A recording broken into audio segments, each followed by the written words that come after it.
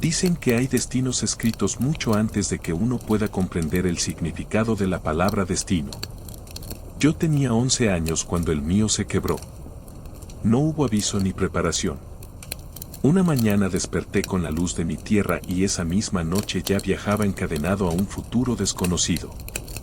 Mis pasos dejaron atrás los bosques que habían guardado a mis antepasados, los altares donde mi pueblo rezaba, las canciones que mis nodrizas entonaban al dormir.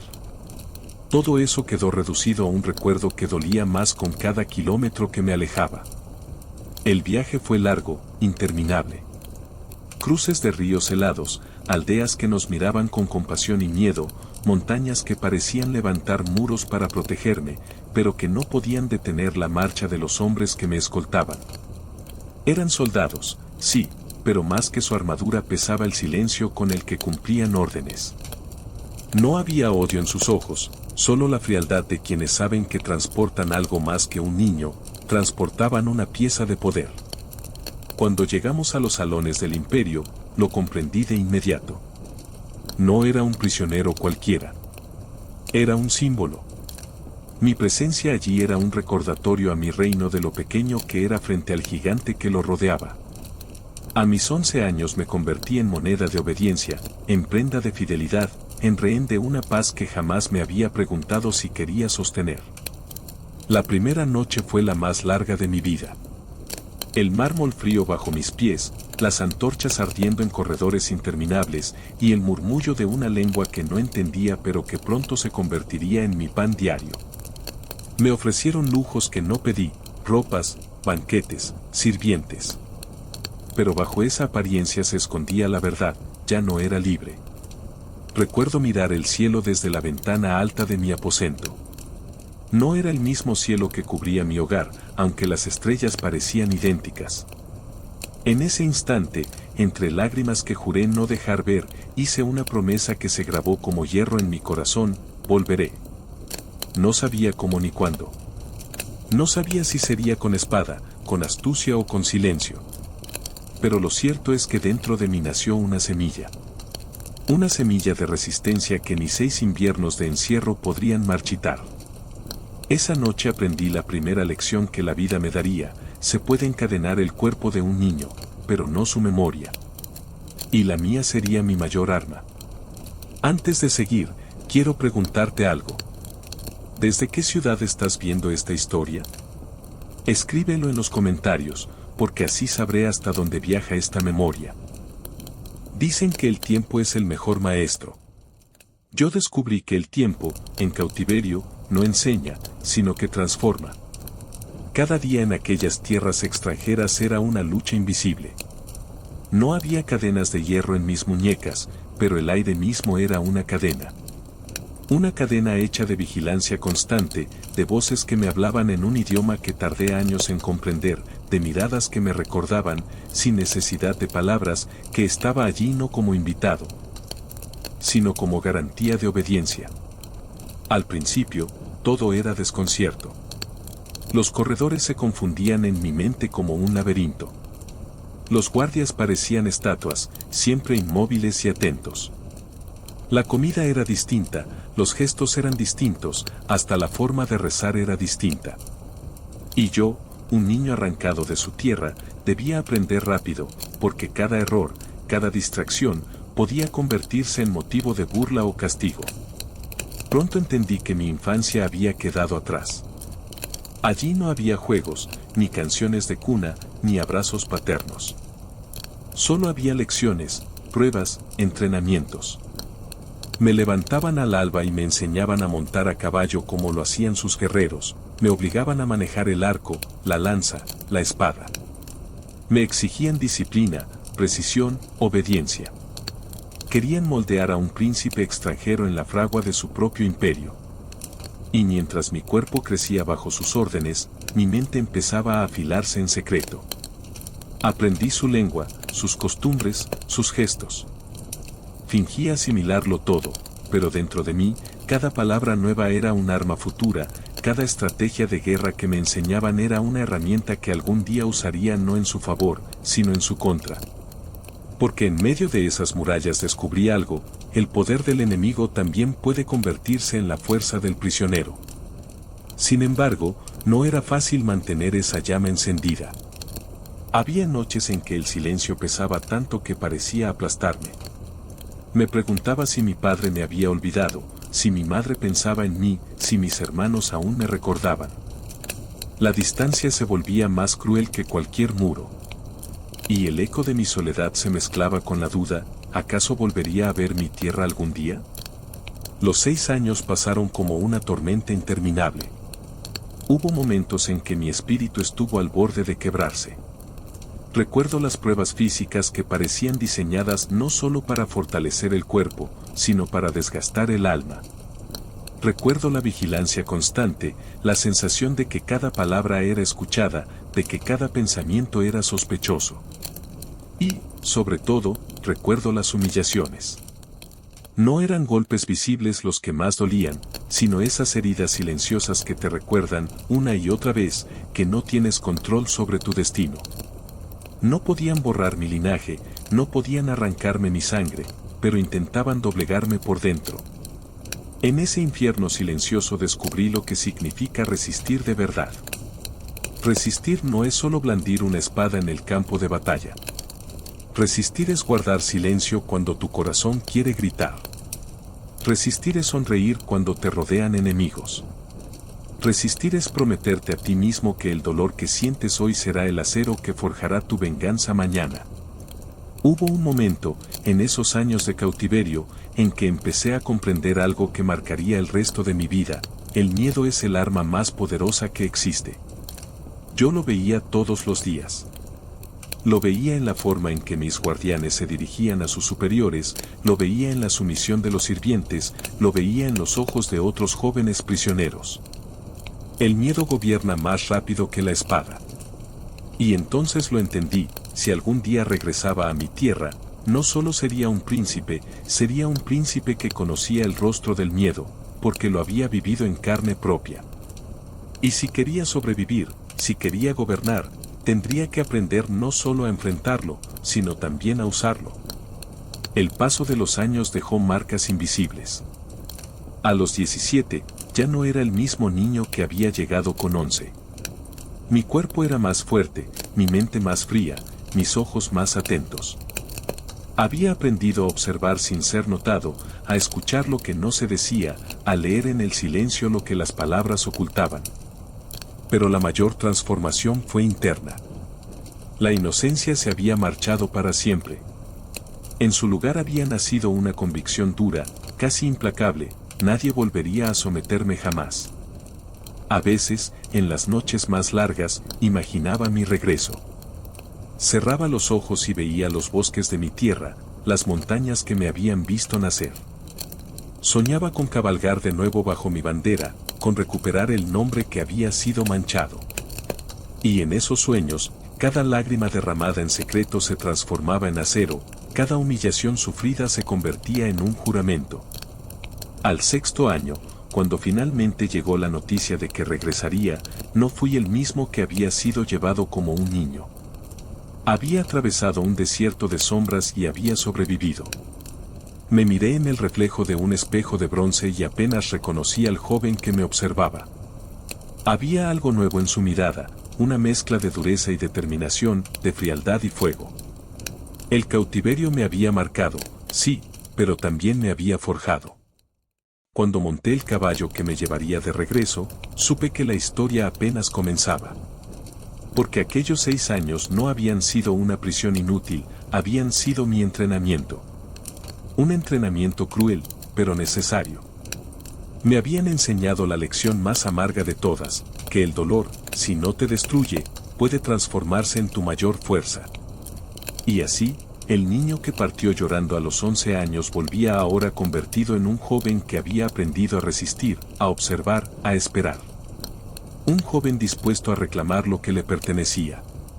Un joven que llevaba en su interior las cicatrices invisibles de un cautiverio, cicatrices que lo acompañarían por el resto de su vida.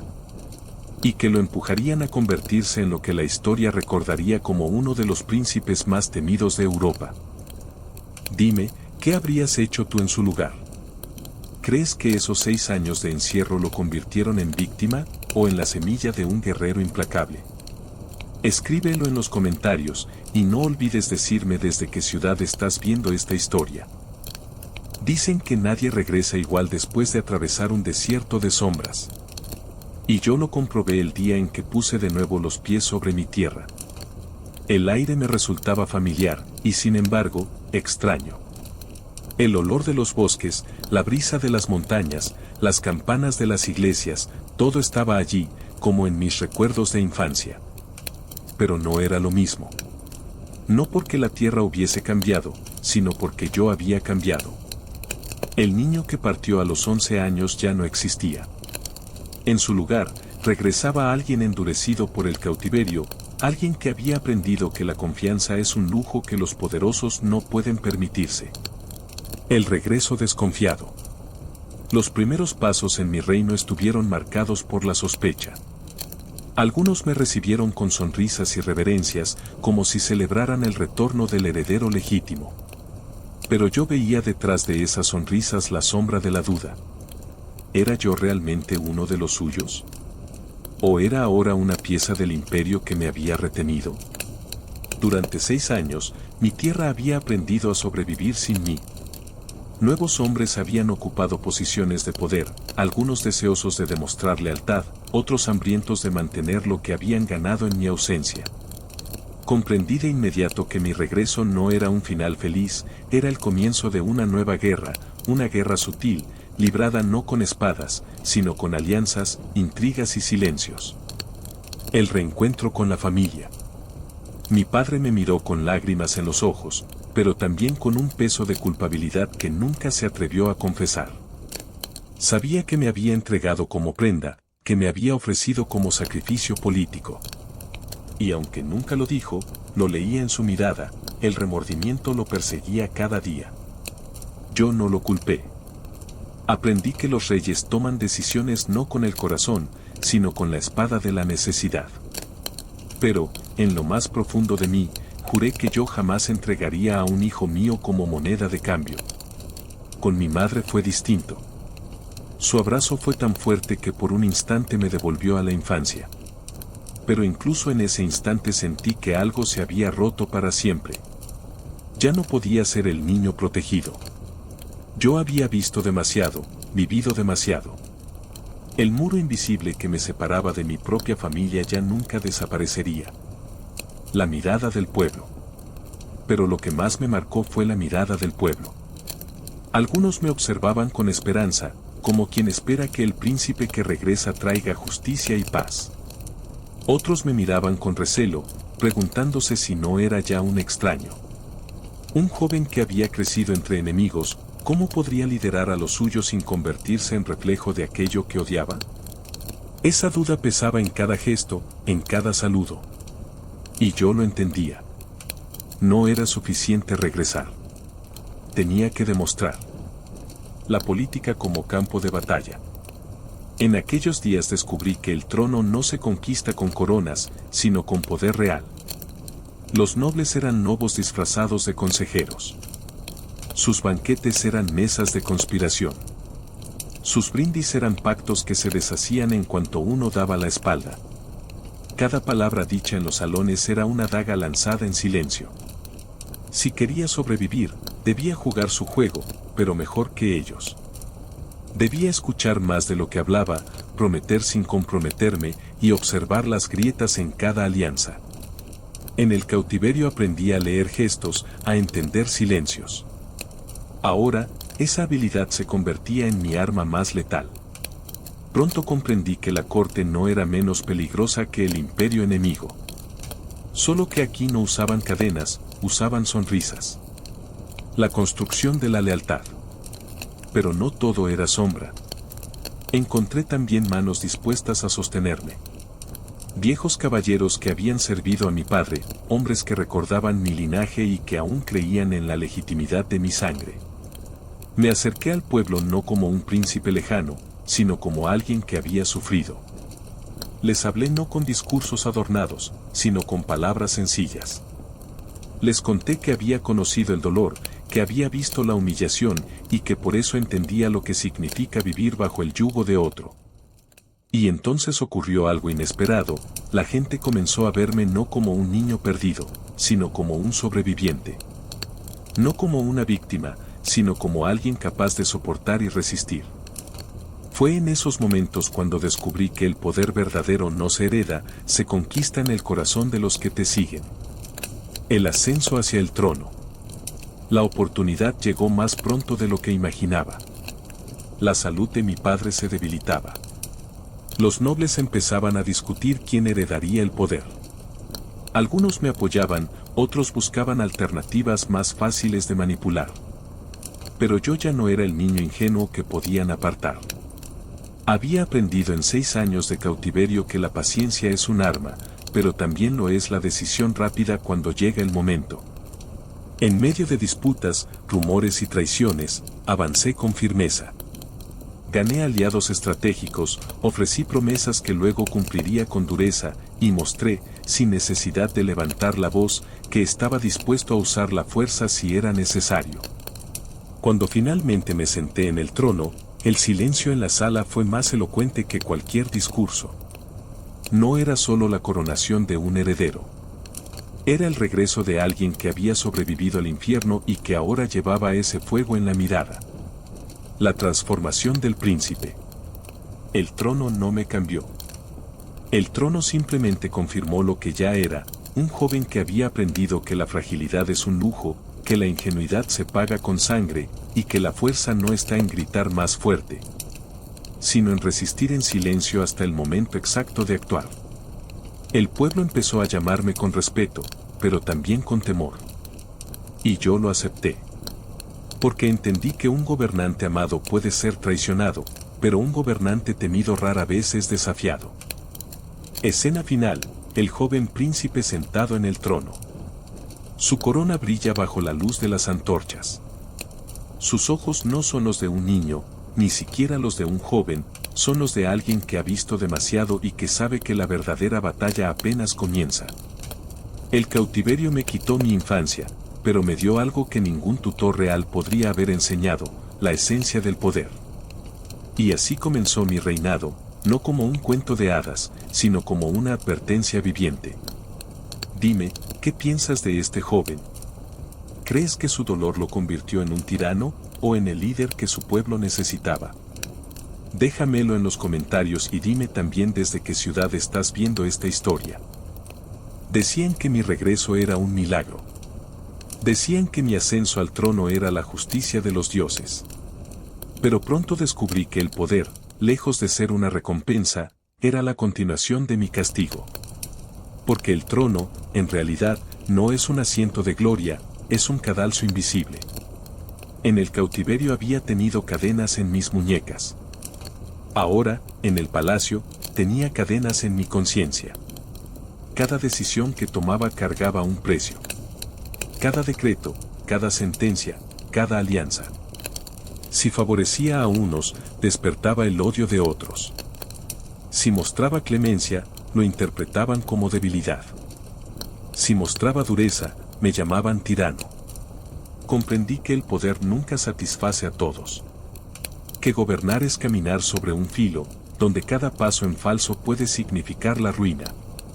Y lo más doloroso era que, aunque había escapado de mi prisión física, seguía prisionero de algo mucho más cruel, los fantasmas de mi pasado. Las noches eran las peores. Cuando todo el palacio dormía, yo seguía despierto. Mis ojos se perdían en la oscuridad y, sin querer, regresaba a las mazmorras de mi infancia. Sentía el frío de las piedras, escuchaba los ecos de los pasos de mis guardianes, y en mis pesadillas, volvía a ser el niño encadenado, temblando en silencio.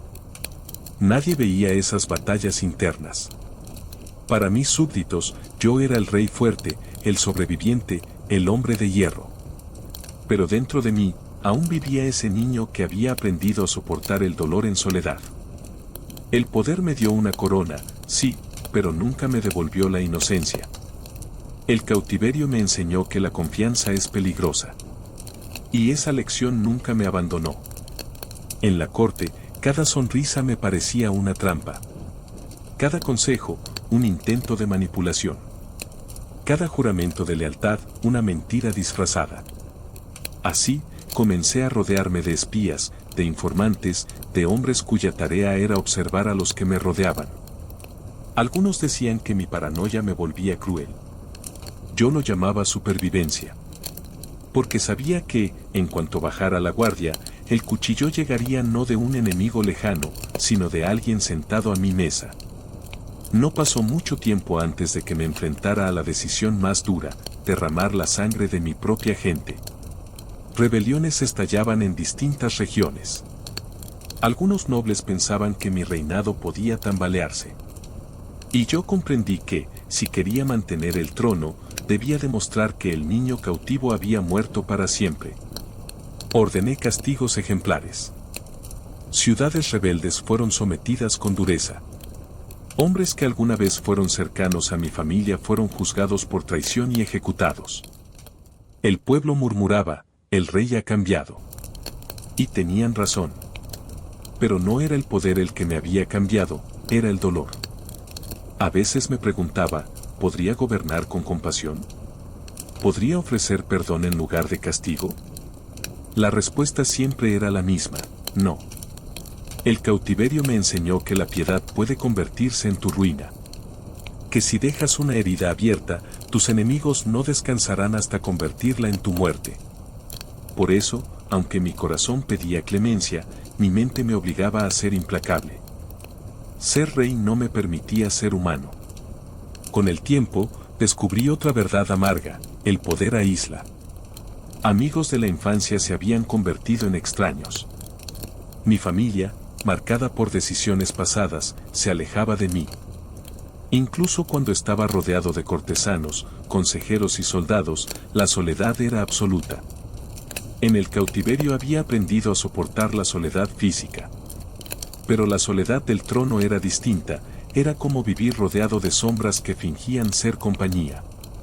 Esa soledad era, quizás, el precio más alto del poder. Y, sin embargo, lo más doloroso no eran los enemigos ni las intrigas. Lo más doloroso era mirarme al espejo. Allí no veía al rey victorioso, sino al niño que nunca pudo huir de sus cadenas. Me preguntaba si mis decisiones eran fruto de la sabiduría o del rencor. Si mi dureza era justicia o venganza.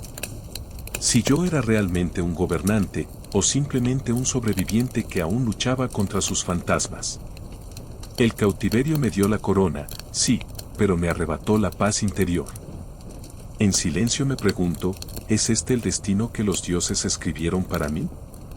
Ser rey, pero al precio de vivir encadenado a los recuerdos. Porque aprendí que el poder no libera, el poder transforma tus cadenas en oro, pero siguen siendo cadenas. Y ahora dime tú, ¿qué hubieras hecho en mi lugar? ¿Crees que el poder puede justificar la dureza, o que un gobernante debe luchar contra sus propios fantasmas para no arrastrar a su pueblo? Escríbelo en los comentarios y dime también desde qué ciudad estás viendo esta historia. Dicen que los reyes dejan castillos, leyes, guerras y victorias. Pero yo sé que mi verdadera herencia no son las murallas que levanté ni los territorios que defendí. Mi legado es invisible.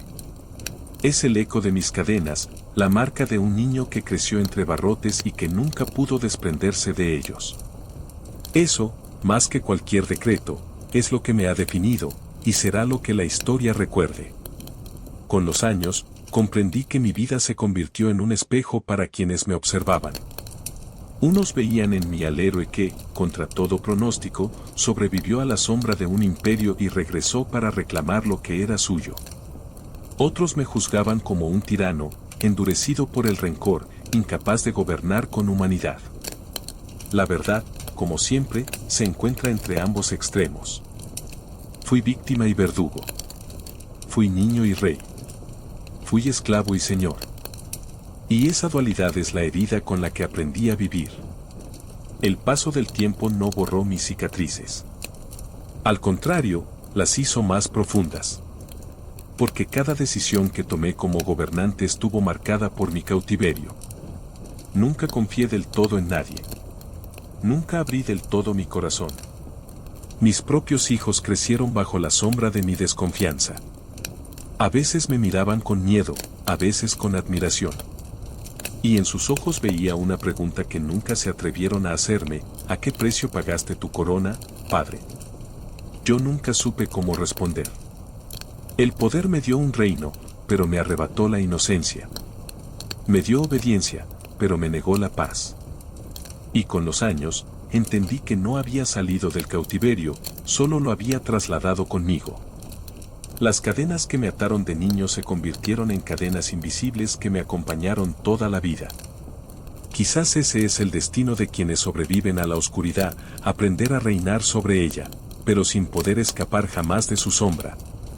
En mis últimos años, cuando las batallas cesaron y las intrigas se apagaron como velas gastadas, me encontré con un enemigo distinto: la memoria. Ya no necesitaba guardianes ni muros altos. Era mi propia mente la que me mantenía prisionero. En sueños volvía a escuchar la voz de mis captores, el chirrido de las puertas de hierro, el olor del miedo en los pasillos húmedos. Y comprendí que el pasado nunca muere. Solo cambia de forma, esperando el momento exacto para recordarte quién eres en realidad. Pero también debo reconocer algo: sin esas cadenas, quizás nunca habría llegado tan lejos. El cautiverio me arrancó la infancia, sí, pero también me dio un temple que pocos poseen. Aprendí a resistir cuando parecía imposible. Aprendí a callar cuando hablar significaba la muerte. Aprendí a observar, a esperar, a transformar mi dolor en fuerza. Y gracias a eso pude gobernar, enfrentar enemigos internos y externos, y sostener un trono que muchos creyeron perdido para siempre. ¿Fue un precio justo? No lo sé. Solo los dioses tienen esa respuesta. Hoy, mientras mi voz tiembla con la edad y mis pasos se vuelven lentos, me pregunto qué recordará la historia de mí. ¿Dirán que fui un monarca de hierro, forjado en la adversidad? ¿O dirán que fui un hombre roto, incapaz de liberarse de sus propias cadenas? Quizás ambos. Quizás ninguno. Lo cierto es que, al final, todos somos prisioneros del relato que otros cuentan sobre nosotros. Y ese relato nunca pertenece al rey, siempre pertenece al pueblo. Y aquí es donde tú entras, quien me escucha desde otro tiempo y otro lugar. Mi historia ya no me pertenece, ahora es tuya. Tú decidirás si me recuerdas como un niño arrancado de su tierra, como un joven que juró regresar, como un rey que gobernó con mano firme, o como un hombre que jamás pudo escapar de sus fantasmas. La memoria no está en mis manos, está en las tuyas. Por eso, quiero pedirte algo. Escribe en los comentarios no solo la ciudad desde donde me escuchas, sino también cómo juzgas esta historia. ¿Crees que el dolor justifica la dureza? ¿Crees que un hombre marcado desde la infancia puede gobernar con justicia, o está condenado a repetir la sombra de su pasado? Tu respuesta será, en cierto modo, el verdadero juicio de la historia. Porque, al final, cuando las coronas se oxidan y los reinos se desmoronan, lo único que queda son las historias que otros cuentan de nosotros. Y yo ya no soy un niño encadenado, ni un rey en su trono. Yo soy simplemente una voz en tu memoria.